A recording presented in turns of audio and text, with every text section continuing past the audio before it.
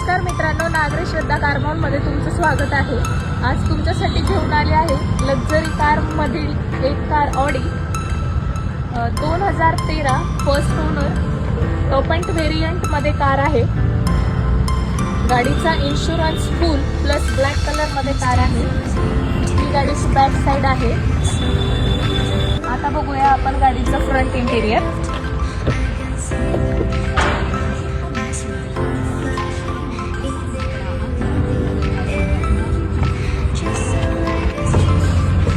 हे गाडीचं back interior.